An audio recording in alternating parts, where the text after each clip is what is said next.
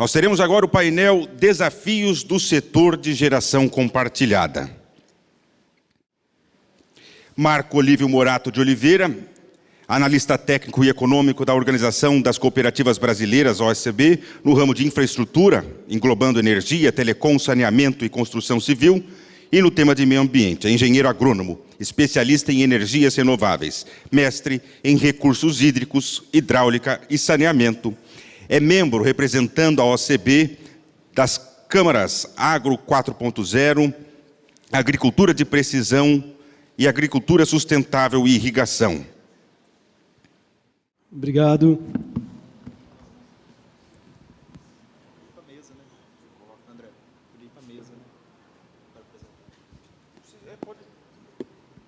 Como ele vai apresentar, talvez seja mais fácil, não? Boa tarde, pessoal. Olha nós aqui outra vez. Bom, a gente vai falar sobre os desafios, né?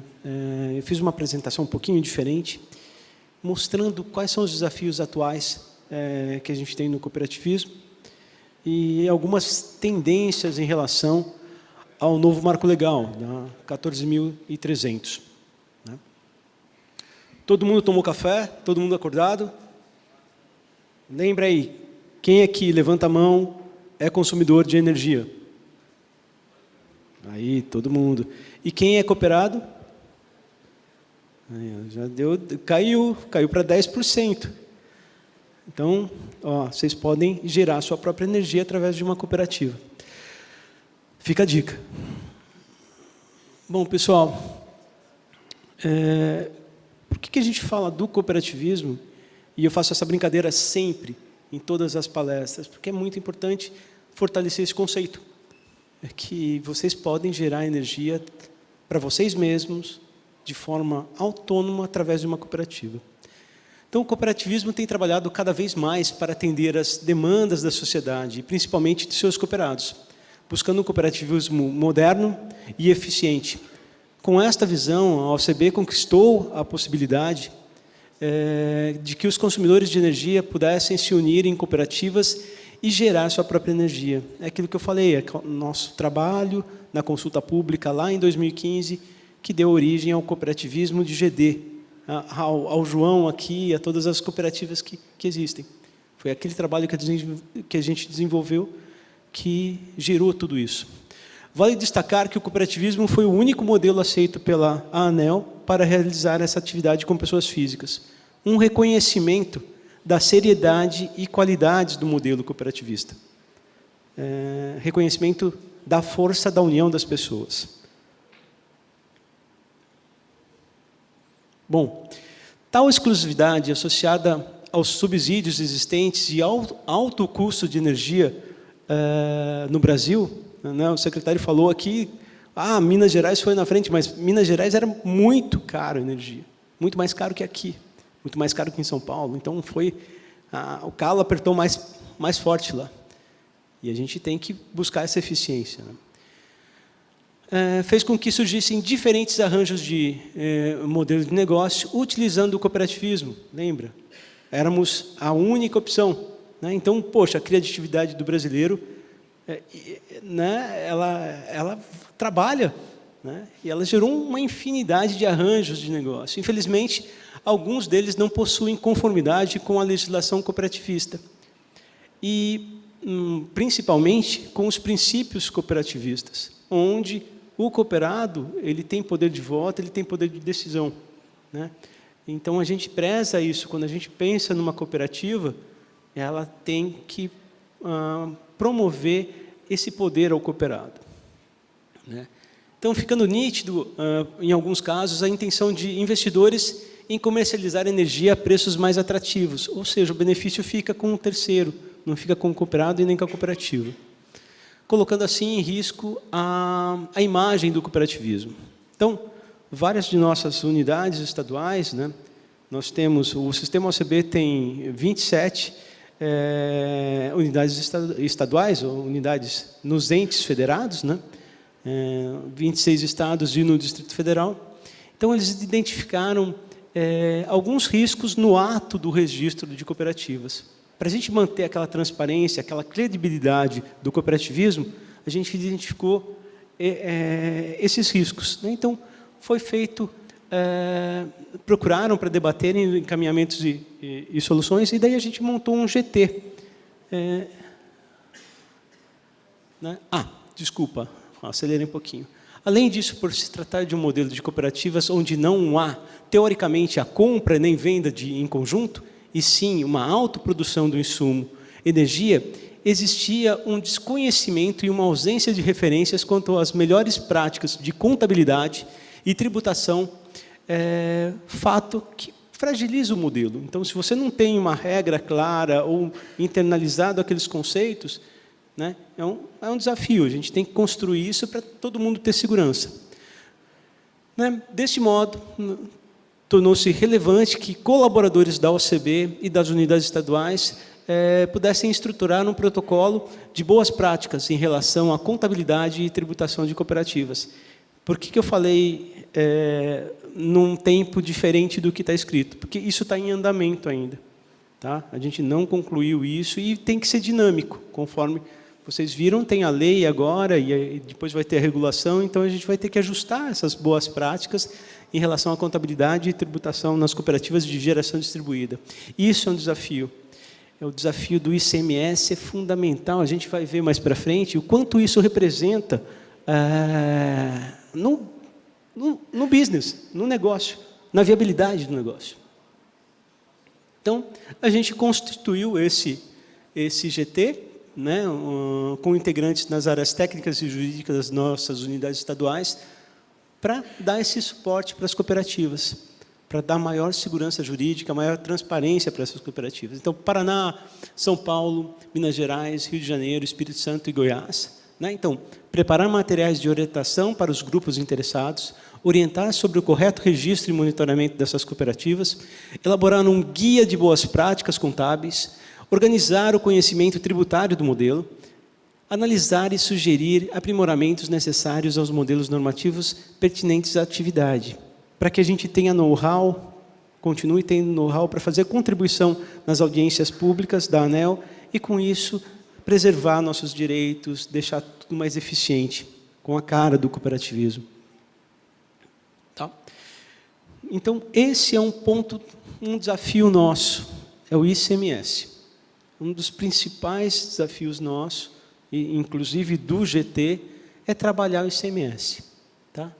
Que, como a gente comentou, alguns estados, a maioria dos estados, não confere isenção do ICMS à geração compartilhada. Tá? Para não prolongar muito, então, lá na origem, depois da resolução 482 da ANEEL, em 2015, o CONFAS editou o convênio 16, que prevê a possibilidade de isentar o ICMS nos consumidores de energia que produzam sua própria energia, desde que a potência máxima da unidade geradora seja de 1 mega. Lembra que eu comentei de manhã esse valor de 1 mega, tal, que o único que foge a essa regra é o estado de Minas, né, que vai até 5 megas, né? Mas isso é uma coisa, tem que ser uma política de Estado. Né? A gente precisa disso perpetuamente. Hoje, o Estado, né, adere a esse convênio, ele tem um prazo, ele determina lá um prazo, depois desse prazo ele revê, daí a gente tem que fazer todo um trabalho de sensibilização. Não, que seja... Né, a gente necessita de uma coisa mais sólida, que dê uma previsibilidade, porque a gente está falando de investimentos de 25, 30 anos, né? Equipamentos que vão durar isso, né? Uma usina vai durar isso, então a gente precisa dessa segurança. Né? Então, aí fala dos consórcios, do aprimoramento da Resolução 482, lá em 2016, que entrou consórcios e cooperativas, mas como o convênio foi em 2015, ele não incorporou a geração compartilhada, né, no texto, né? Mas, felizmente, alguns estados, já internalizaram um conceito e dão a isenção. Bom, além disso, o ato cooperativo, né, a relação tributária, né, o adequado tratamento tributário no cooperativismo, ele está previsto na Constituição, no seu artigo 146.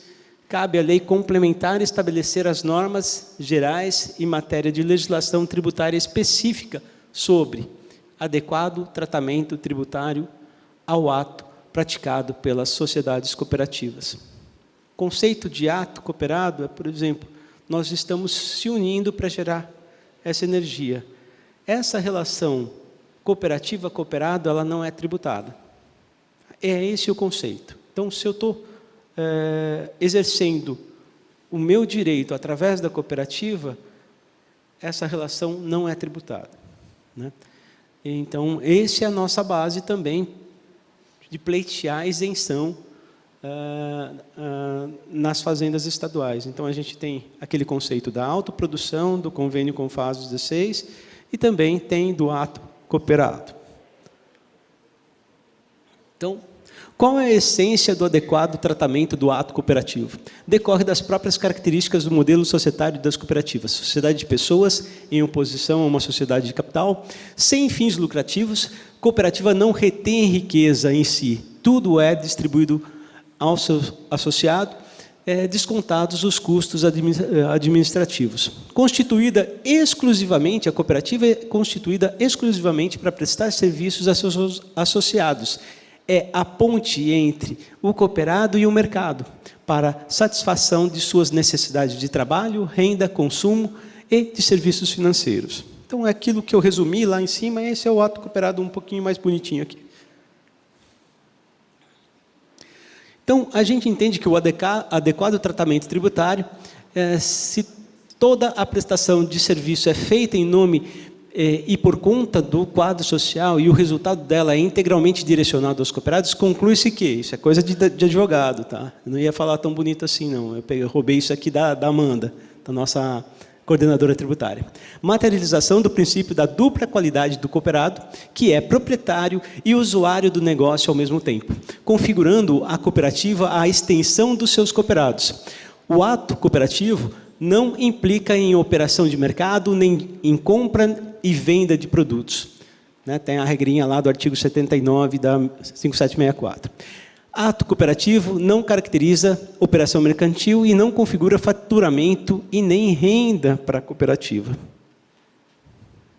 Bom, conclui-se então, né, todo mundo está convencido aqui, que o ato cooperado e ICMS para geração feita por cooperativas não deveria incidir, né? Não, é isento, mas não é assim. A gente se convenceu, mas é difícil convencer a fazenda, convencer as coisas.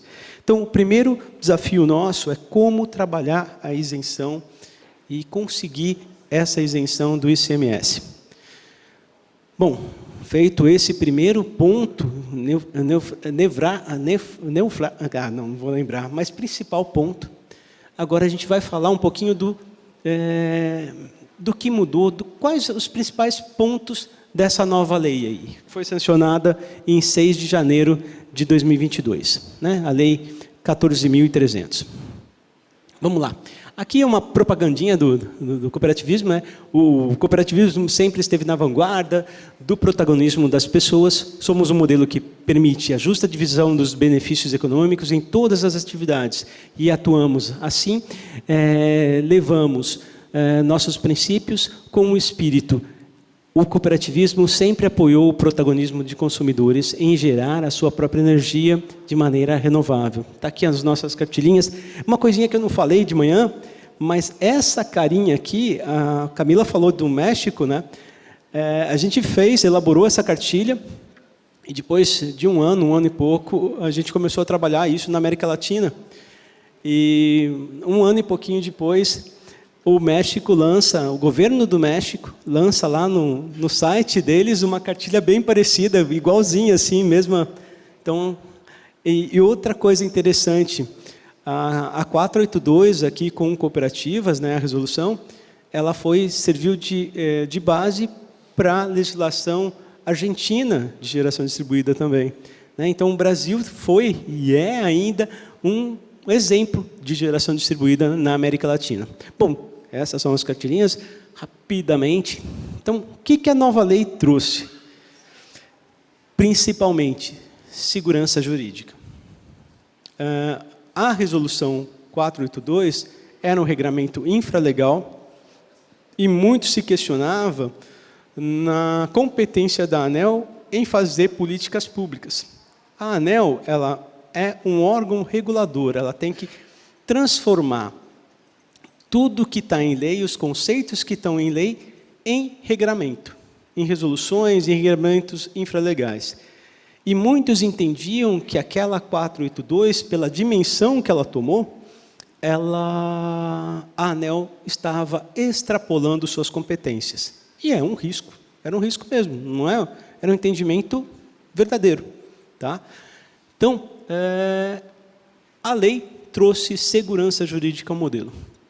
Tá? Então, o novo marco legal introduz mudanças para a geração distribuída, oficializa o sistema de compensação de energia elétrica, cria uma transição para a redução dos subsídios, confere segurança jurídica ao modelo, inclusive com a manutenção dos atuais benefícios até 2045, para os que protocolarem a solicitação de acesso na distribuidora até 6 de janeiro de 2023. Após 2045, pagarão integralmente os componentes de transmissão, distribuição e perdas. Olha esse gráficozinho aqui. O que representa? Olha, aqui são os tributos, né? Eu não estou conseguindo enxergar direito, mas aqui de tributos. Olha como relevante é o ICMS, principalmente quando for retirado os benefícios das outras componentes, dessas 3 componentes que a gente falou. Lembrando que a distribuição a gente paga parcialmente agora, pelo menos o mínimo, custo de disponibilidade para micro geração distribuída e o custo da demanda para mini geração distribuída. Bom, aqui é um resumo, né? Então, os projetos conectados e os que protocolarem até 12 meses, eles vão continuar pagando até 2045, só parte desse custo de distribuição, ou seja, os benefícios atuais até 2045. Agora, para os projetos que se conectarem depois, tiveram parecer de acesso após 6 de janeiro de 23, você vai ter uma redução nesses benefícios em 15% a partir de 23, 30% a partir de 24, 45% a partir de 25, 60% em 26, 75% em 27, 90% em 28 e a partir de 29 paga todas aquelas componentes. Mas mesmo assim, né, depois de tudo isso, ou depois de 45 para quem conectou antes, ou depois de 29 para quem se conectou depois de janeiro de 23, a gente vai ter aqui, o que a gente vai pagar? O custo de transmissão, o custo integral de distribuição e as perdas. Naturalmente, não vamos pagar o custo de geração de energia, vai depender da nossa força não pagar esses 25% de impostos e a gente não paga também os encargos setoriais. Então, mesmo retirando todos os benefícios lá em 29 ou em 2045, é muito competitivo se a gente conseguir bater nesse cara aqui. Por isso que o nosso foco hoje da OCB é o ICMS. Regularidade da cooperativa e o ICMS. Tá? Então, principais pontos. A lei mantém o cooperativismo entre as opções para a realização da geração compartilhada, porém amplia o rol. Né? Aí está uma transcrição do inciso 10º, né?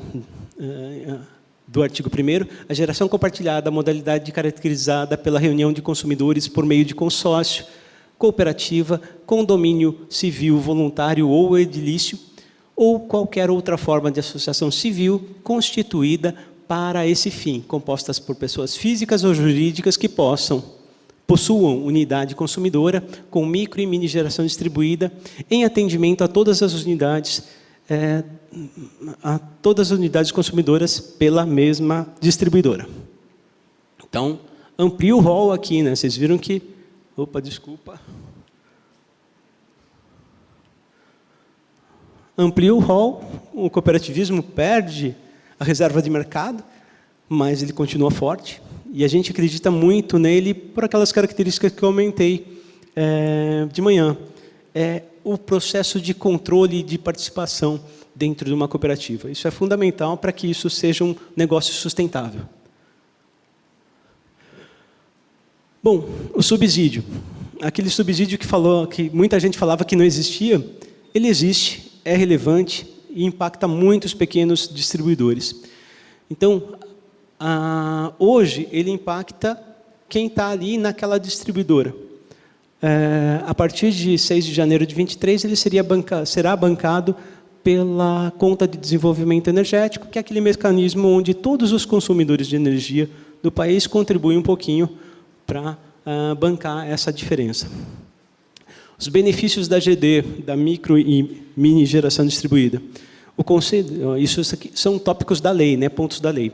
O Conselho Nacional de Política Energética e a Agência Nacional de Energia Elétrica terão 18 meses para estabelecer as diretrizes de valoração dos custos e dos benefícios da micro e mini geração distribuída. Entendam, 18 meses para estabelecer as diretrizes. A quantificação ali vai demorar muito mais, porque é muito complexo. Depende muito de digitalização, de smart grid, de um conceito que a gente não tem ainda, né? De todos esses sensores para saber exatamente qual é o benefício daquela geração naquele ponto para aquela região, ou qual é o impacto, o ônus que aquela geração traz para a rede naquela determinada localidade. Então, isso vai demorar. A gente vai ter as diretrizes para valorização em 18 meses, mas, efetivamente, isso aí pode jogar tempo ali. Tá? Então, traz também uma proteção para os pequenos agentes, cria mecanismos de proteção para os pequenos agentes de distribuição até 700 GB, quanto ao impacto dos custos pagos pela GD. Isso aqui também vai ser bem complicado de implementar. Tá? Isso aí vai passar por regulação, resolução da ANEEL, audiência pública, porque eu posso até fazer um fator de redução desse repasse da CDE para esses agentes, mas a gente não sabe a receita, né? Não sabe o caminho, isso aí que vai dar certo. Mas é legal que tenha, porque é um impacto maior, né, nos pequenos agentes. Ou seja, eu tenho, imagina uma região onde eu tenho 600 consumidores, e tenho o custo da Copel para levar energia para esses 600 consumidores. Eu tenho 10 consumidores que fazem GD. Beleza, então esse custo dos 10 vai para os outros 590 e está beleza, cada um paga um pouquinho. Agora eu tenho uma condição onde 350 fazem GD e sobra 250 para o outro lado. O montante, o custo a ser repassado para esses 250 é muito maior. Então, é mais nesse conceito de proteger, deixar tudo mais homogêneo. Então, o que continua proibido? A comercialização de energia, com exceção para o agente distribuidor, foi até baseado num edital, num projeto piloto da Copel, né, esse conceito. Então, comercialização de energia continua proibido, com exceção para o agente distribuidor. A conversão de unidades geradoras pré-existentes, que já realizaram operações de venda de energia, seja no mercado livre ou no mercado regulado, não podem, né, continua proibido elas migrarem para o sistema de compensação. Então, a inovação. Quais são as inovações da lei? Incorpora o conceito de microrrede, né, ou seja, essa contabilidade de qual é o benefício, o ônus ali, né, daquela geração, prevê a possibilidade de venda de excedentes para o agente de distribuição de energia, ou seja, eu não posso vender diretamente para um terceiro, mas se a Copel tiver necessidade num determinado local, no conceito de microrrede, ela pode lançar um edital e valorar essa energia para que empreendedores possam fornecer essa energia nas características que ela precisa. Adoção de projetos com recursos de eficiência energética para gerar energia referente ao baixa renda. Hoje, um dos maiores custos ali da CDE é a componente, é o subsídio dado para o baixa renda. Então, tem a possibilidade de você usar recursos de P&D em eficiência energética para gerar essa energia e, com isso, abater no consumo dessas unidades. Então, possibilidade das unidades também, outra possibilidade, inovação, possibilidade das unidades consumidoras vinculadas à geração compartilhada trocarem a titularidade de suas contas para o CNPJ da unidade geradora. Então, o que quer dizer? A Synergy tem um CNPJ e tem alguns cooperados. Se for interessante, pode mudar a titularidade desses cooperados da conta de luz para o CNPJ da Synergy. Bom, regulação. Ainda necessitam ser regulamentadas as normas relativas aos investimentos de rede de distribuição para atender a demanda gerada pela entrada de GD, estabelecer a relação e o vínculo com os investimentos prudentes previstos nos contratos de concessão e permissão. Outro ponto de atenção está na regulamentação do fluxo de energia entre os agentes, né? Porque a lei prevê que eu posso gerar em uma concessionária ou numa permissionária e compensar na supridora ali, né, na outra concessão. Então, isso aí é uma coisa meio complexa, mas está previsto na lei. Então, é o fluxo reverso, né? Então, essas questões serão abordadas e debatidas e regulamentadas nos próximos meses na ANEEL. Então, quanto à tributação, define a atividade como produção de energia para consumo próprio, o que abre a nossa oportunidade para o cooperativismo, geração compartilhada, pleitear novamente a isenção do ICMS. Pessoal, eu acho... Tem mais uma. Bandeiras tarifárias, os consumidores de GD pagam a bandeira tarifária somente sobre o saldo positivo da relação de energia gerada e energia consumida. Concluindo, foram mantidos os instrumentos de incentivo para o desenvolvimento da geração distribuída e incluídos mecanismos para que o equilíbrio de custos na distribuição aconteça de maneira justa e sustentável, ao menos em longo prazo. Quanto aos aspectos regulatórios, os dispositivos a serem implementados não irão impactar significativamente os benefícios econômicos dos consumidores que realizam GD, inclusive cooperativas. Pessoal, então, nosso maior desafio, pelo menos o maior desafio, é o ICMS. Os outros, regulamentação, ajustes nas resoluções. Então, o desafio é mostrar que é uma atividade que necessita de incentivo e nada melhor que um incentivo tributário para isso, né? Imagina que quem está fazendo GD, isso amplia a prestação de serviço, operação e manutenção, você vai gerar empregos, e você está abrindo mão de um recurso importante para o Estado, né, que é o ICMS, mas você está gerando outras fontes para deste recurso, para a tributação. Bom, desculpa, eu acho que eu passei do meu tempo, fui um pouco mais lento, depois do almoço a gente fica mais devagar. Tá? Obrigado, pessoal.